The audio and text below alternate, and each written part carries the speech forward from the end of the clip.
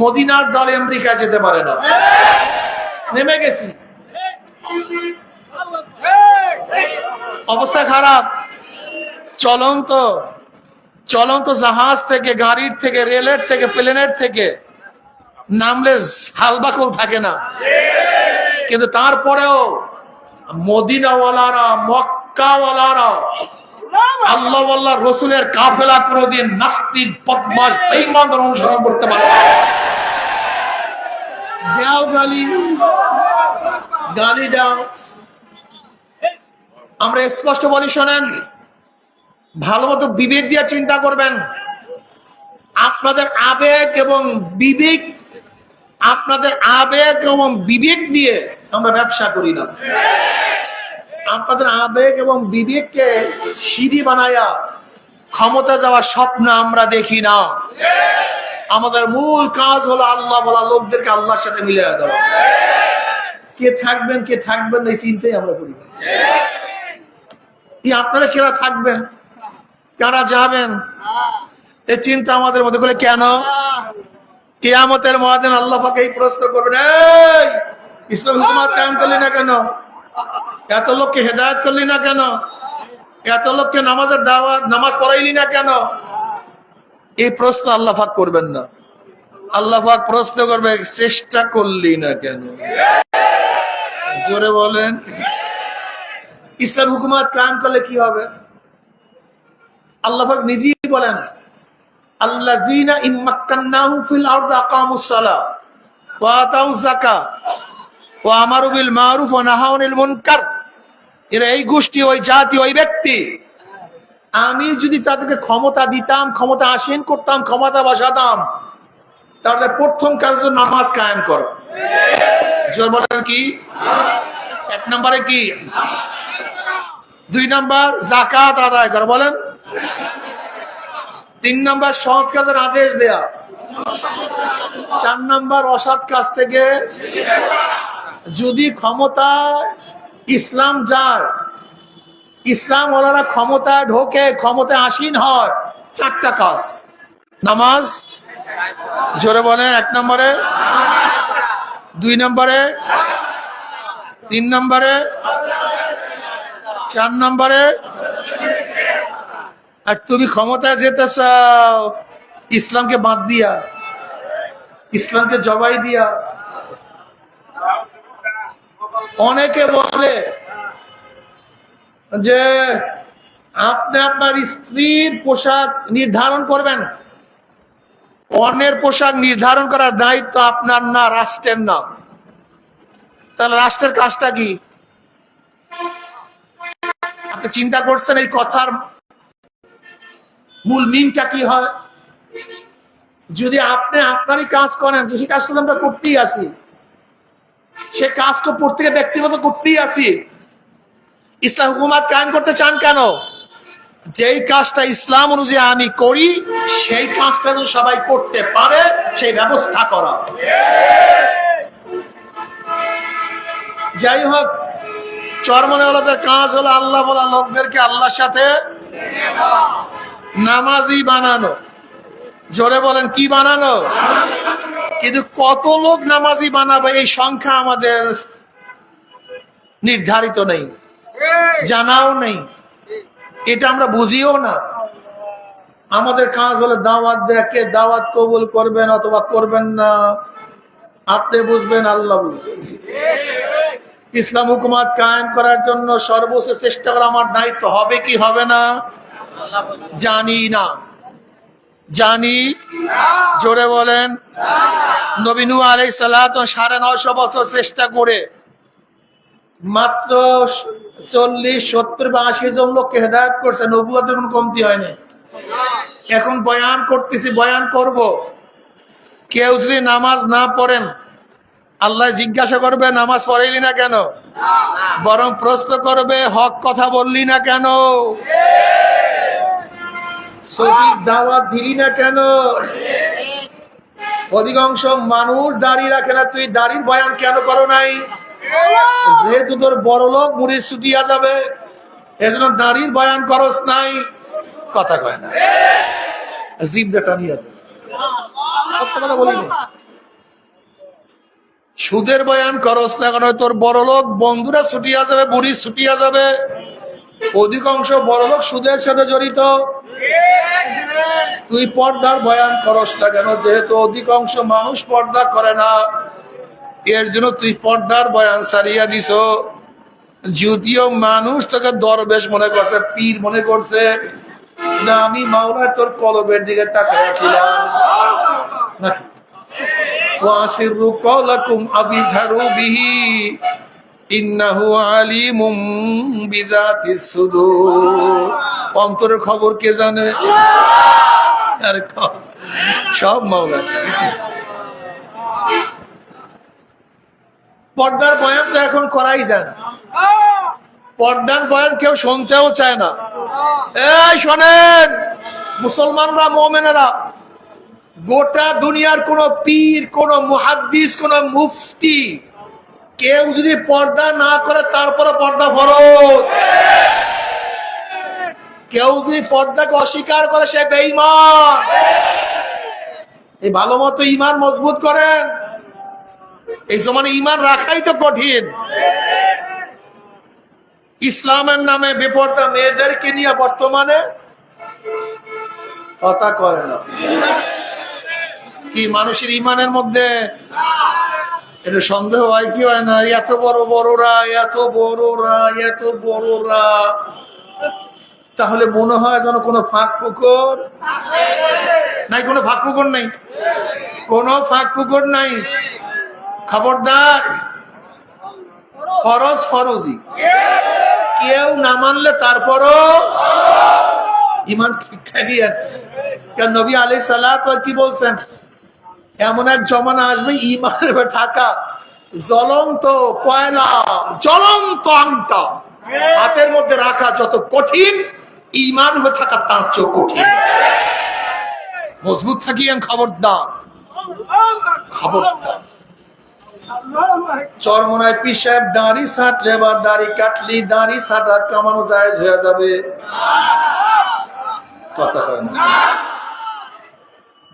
কোন মুহাদ্দিস, কোন মুফতির দাড়ি ছাঁটলে, কাটলি, দাড়ি ছাঁটা কাটা জায়েজ হয়ে যাবে। ঈমান মজবুত রাখেন, খবরদার। ঈমান হারাবেন না, খবরদার, খবরদার। যত বড় যেই হোক না কেন, বেপর্দা মেয়েদেরকে মিছিল করা সম্পূর্ণ হারাম নাকি হালাল? হ্যাঁ, কাম করি হারাম, দাবি করি ইসলাম। আরে ইসলামী মদের দোকান ভালো না মদের দোকান ভালো? এর মধ্যে কোনটা ভালো কোনটা খারাপ বলেন তো? হ্যাঁ, কোনটা বেশি হারাম? ইসলামী মদের দোকান আর শুধু মদের দোকান? ইসলামী মদের দোকান আর মদের দোকানের মধ্যে পার্থক্য কি জানেন? বলেন তো। ইসলামী মদের দোকান লাগাইলে ঈমান শেষ, বেঈমান হয়ে যায়। আর মদের দোকান লাগাইলে বেঈমান হয় না, ফাসেক হয়। বুঝতে পারিনি।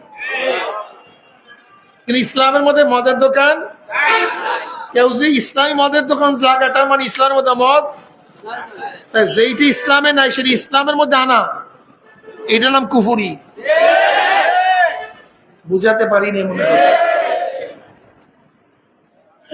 এক ব্যক্তি জীবনভর নামাজ পড়ে না, জীবনভর নামাজ পড়ে না, জীবনভর রোজা রাখে নাই, জীবনভর পর্দা করে না, অপকর্মের মধ্যে লিপ্ত ছিল, কিন্তু কলেমা পড়ছে। এই ব্যক্তি কি কাফের বলতে পারবে?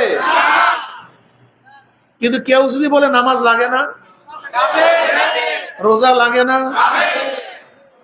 এক ব্যক্তি বেপর্দাও অপকর্মও করে কিন্তু কলেমা পড়ছে, বেঈমান, কিন্তু যদি বলে এটা বৈধ, ভালো মতো মনে রাখবেন, অস্বীকার এক জিনিস, আমল না করা ভিন্ন জিনিস। আমল না করা ভিন্ন জিনিস, অস্বীকার ভিন্ন জিনিস। খুব ভালো মতো মনে রাখবেন। এক ব্যক্তি বেপর্দা, ফাসেক, কিন্তু ইনিয়ে বিনিয়ে এই মুহূর্ত দিয়া যদি বেপর্দাকে জায়েজ করতে যায়, ইসলামিক মদের দোকান আর মদের দোকান এক জিনিস না। ইসলামের নামে বেপর্দা জনসভা, ইসলামের নামে বেপর্দা মেয়েদের কিনিয়া মিছিল করা, আর গায়রি ইসলামের দলের বেপর্দা মেয়েদের কিনিয়া মিছিল করা এক, ঠিক না? গণনা কি এক না? কেন এই দেখছেন মাথা খুলে গেছে, কিন্তু এই 1 মিনিটের বয়ানে কিন্তু জেন খুলে গেছে আপনাদের। 1 মিনিটের বয়ানের মধ্যে, এই 1 মিনিটের বয়ানে আপনাদের জিহেন খুলে গেছে, অন্ধকার দূর হয়ে গেছে। মদের দোকান আর ইসলামী মদের দোকানের মধ্যে পার্থক্য আছে কি নাই? গায়রে ইসলামী দলের বেপর্দা মেয়েদেরকে নিয়ে মিছিল করা আর ইসলামের নামের দলের বেপর্দা মেয়েদেরকে নিয়ে মিছিল করার মধ্যে কোনো পার্থক্য নাই।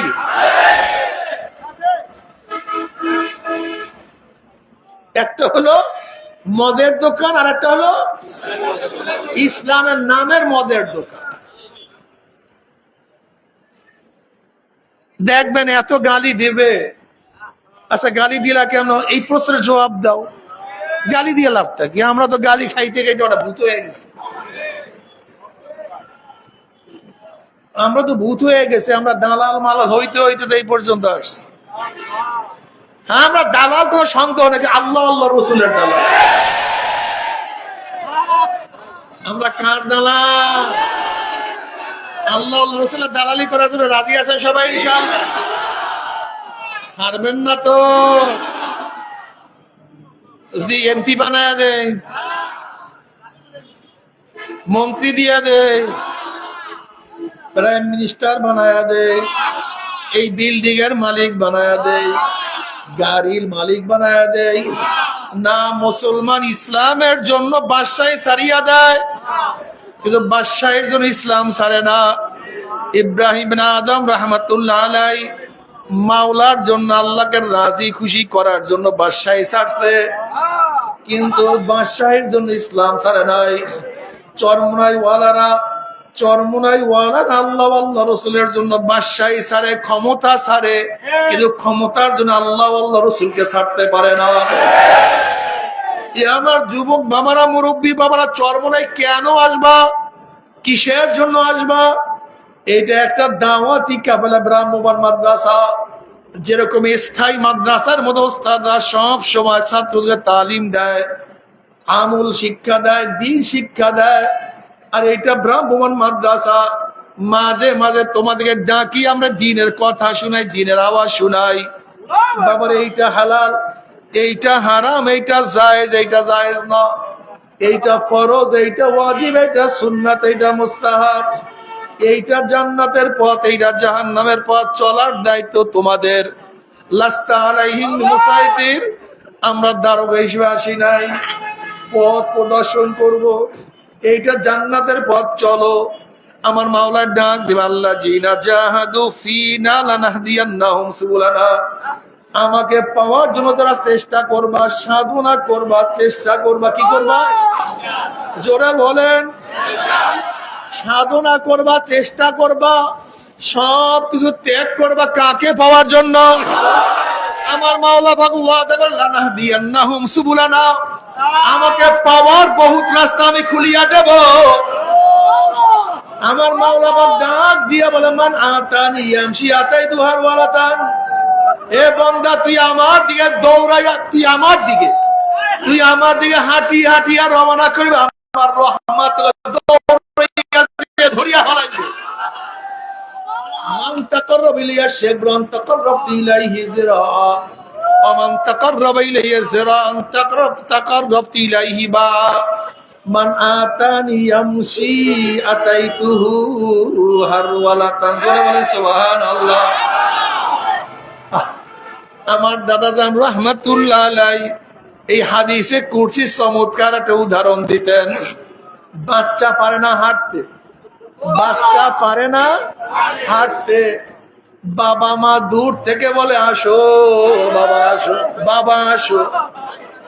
বাচ্চা পারে না হাঁটতে, অথচ হাত সম্প্রাসন করিয়া বাবা মা যখন ডাক দেয়, তখন বাচ্চা দৌড় দেয়, পারে না হাঁটতে, দিছে দৌড়, খুব বুড়িয়া পুড়িয়া গেছে, আসার খেয়া পুড়িয়া গেছে, হাত পার মধ্যে ময়লা লাগছে, বিষটা লাগছে, প্রস্রাবে সমস্ত শরীর ভরা, ময়লার সমস্ত শরীর ভরা।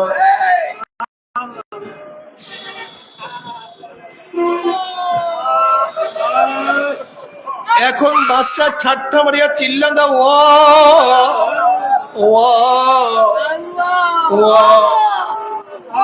হাতটা সম্প্রসারিত করে চিল্লান দেওয়া শুরু করে।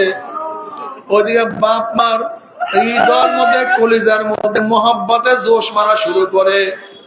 যখন বাচ্চা পড়িয়া যায় অমনি বাপ মা দৌড়ে গিয়া বাচ্চাকে কোলে টানিয়া নেয়, আগুনেও ফেলায় না।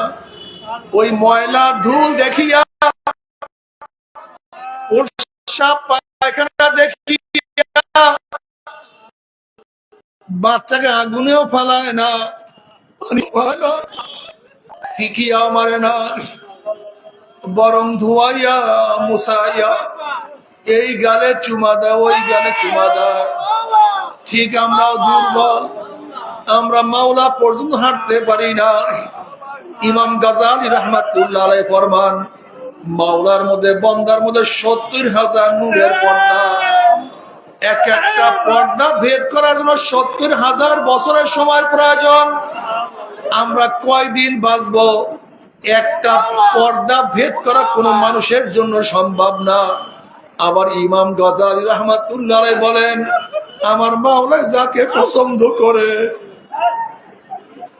আমার মাওলা যাকে কবুল করে, ওই ৭০,০০০ নূরের পর্দা ১ সেকেন্ডের মধ্যে ভেদ করে আমার মাওলার নামে টানিয়া নিয়ে যায়। ঠিক তদ্রুপ বান্দা পারে না হাঁটতে চলতে, মাওলাকে ধরার মতো শক্তি বান্দা বান্দির মধ্যে নাই। অথচ আমার মাওলার ডাক দিলা, বান্দা ও বান্দা, আল্লাযীনা জাহাদু ফীনা লানাহদিয়ান্নাহুম সুবুলানা। ওরে বান্দা, আমাকে পাওয়ার জন্য, আমার রাজি খুশি করার জন্য, আমার পর্যন্ত পৌঁছার জন্য বান্দা তুই যদি চেষ্টা করো, সাধনা করো, আমাকে পাওয়ার বহুত রাস্তা খুলিয়া দেব। আমার মাওলা সম্প্রসার করছে, হাত আয় বান্দা আয়। ওদিকে আমার মাওলার ডাক দিছে, বান্দা বান্দি শক্তি নাই, কিন্তু মাওলার ডাকে সারা দিয়া বান্দা বান্দি দেশে দৌড়। বান্দা বান্দি আসার খাইয়া পড়িয়া গেছে, মৃত্যুর বিছানায় পড়িয়া গেছে। আমার মাওলা দেখে বান্দা বান্দির আমল নামায় এখনো বহুত গুনাহ, বহুত গুনাহ, বহুত গুনাহ।